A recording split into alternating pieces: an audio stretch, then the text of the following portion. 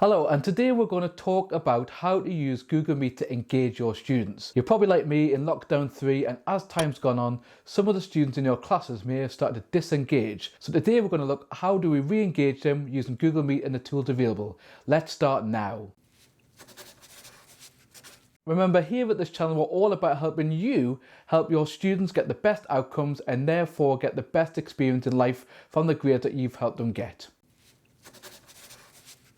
So your first option is to pre-plan your questions before, probably on paper, and then you can kind of ask them as the lesson goes ahead.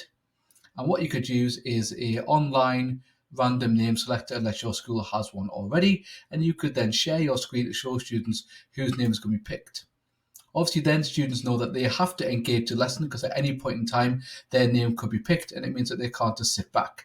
So here we're using one on classtools.net. So you can obviously change the names on here. You could either upload a list from Google Docs or you could download it as well if you want to. You can submit the list once you've got people in. These are just random names that were pre-populated in ClassTools. You can save the list as well. And let's just submit the list anyway. So we'll just spin the wheel. The only thing that is a little bit annoying is that when it picks someone, you get this cheeping sound, which is a bit annoying, but you get the idea, and at least you know who's picked, and it lets you keep students engaged because they never know when their name is going to be pulled from the hat, or in this case, from the wheel. Next thing we can do is we can use the tools within Google Meet itself to help engage our students. So once on Google Meet here, we can click on the little activities up here, and we can create a poll. And therefore we can ask people little questions during a lesson, even if it's things like, are you still here? Which may be the case. They may have decided to go and do something else. Yes and no. Then you can, as soon as that's ready, you can save them as you're going on. And as and when you want to launch it, you just press, the launch button. And that lets you see who's going to answer those questions. And you can even show the results to other people if you want to show kind of feedback. Let's just end that poll there. Another poll we could do is ask a question. So what does CPU stand for? So after I put CPU, I could give a series of options in there, like central processing unit, which is the right answer, and a few others. And that would allow me to see any misconceptions that the class is having, as well as making sure that we're all engaged, and actually get the results later on about who answered the poll. So if you need to fill in any feedback forms at school, at least you can see who was there at the start lesson, and actually if they engage with the content that you've got with them.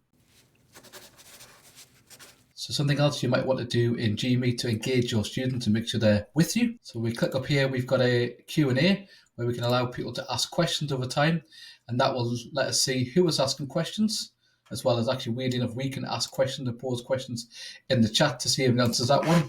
So what is meant by cache in the CPU? That's one from GCSE Computer Science, and maybe they might be answer that question and to respond to that question as well. And it lets me see who's asking questions to try and see who is actually engaging in what we're doing at the moment. Another good option, which you can't quite tell from here, but is to ask questions. So, with your mic on, ask them questions like, who's still here? Put your hands up if you're still here.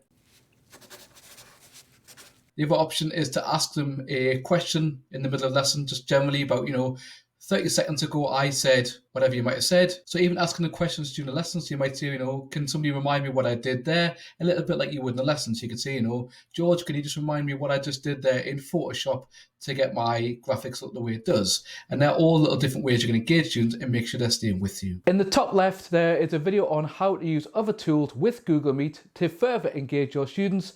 And in the bottom right will be a video YouTube's picked for you. Please remember to smash that like button, and remember to subscribe for more content to help you help your students get better outcomes in your subject.